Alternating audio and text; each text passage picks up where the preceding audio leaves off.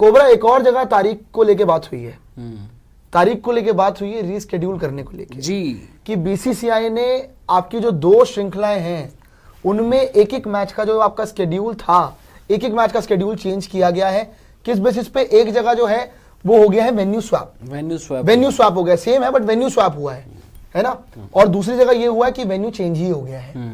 अलग अलग कारण है, कारण भी आपको बताएंगे, सारी चीज आपको बताएंगे कि कौन सी श्रृंखला का ये आपका जो स्वैप हुआ है, जहां पे स्केड्यूल जो वेन्यू स्वैप हुए हैं और एक जगह जो आपका वेन्यू चेंज ही हो गया है, कौन से श्रृंखला में हुआ है ये आपको सर एक्सप्लेन करते थे। 2 श्रृंखलाएं आपकी, एक है इंडिया वर्सेस बांग्लादेश जो आपकी हाल में होने वाली है, और दूसरी है आपकी इंडिया वर्सेस इंग्लैंड जो कि होने वाली है लगभग कब? जनवरी और फरवरी के महीने के आसपास। तो 2 श्रृंखलाओं में चेंज हुए हैं।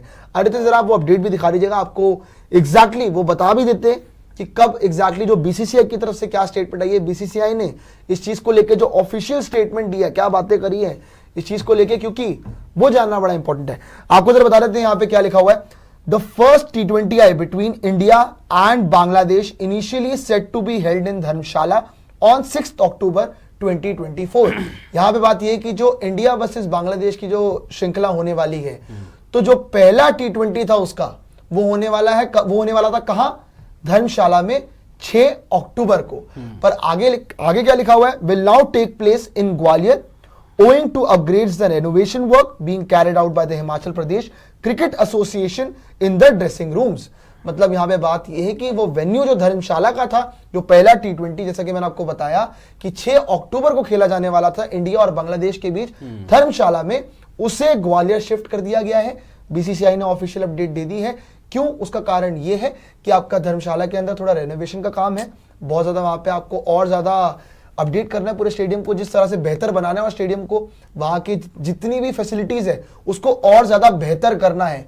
तो इसीलिए यहां पे आपका ये फैसला लिया गया कि आपका पूरा का पूरा वेन्यू जो है चेंज कर दिया गया आपने, और अब वो आपका पहला T20 इंडिया वर्सेस बांग्लादेश के बीच वो ग्वालियर में खेला जाएगा।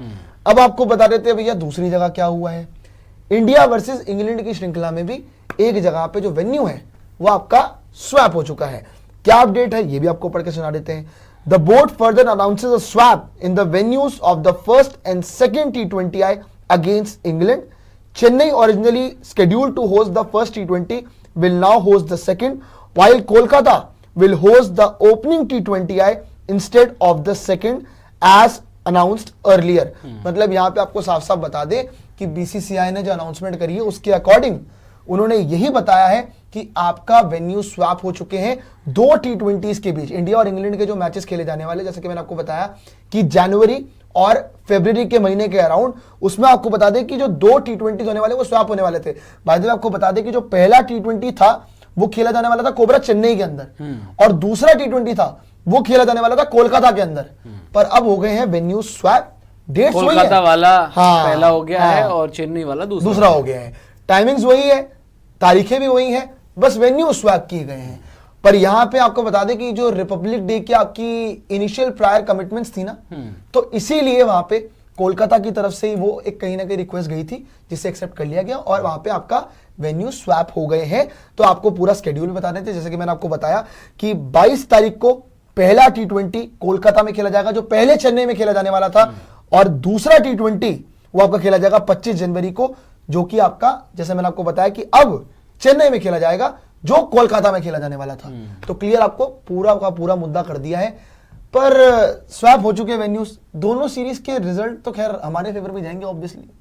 नहीं यार, बांग्लादेश तो आप दोनों हमारे वन साइड हराओगे यार। जो बांग्लादेश का पहला T20 है ग्वालियर में होगा माधवराव सिंधिया स्टेडियम, और बड़े टाइम बाद ग्वालियर में जो है वो मैच होगा। कोई आपको याद होगा प्रियांशु, 2010 सचिन तेंदुलकर ने 100 जो है वो बनाई थी जी, फर्स्ट क्रिकेटर बने थे अगेंस्ट साउथ अफ्रीका।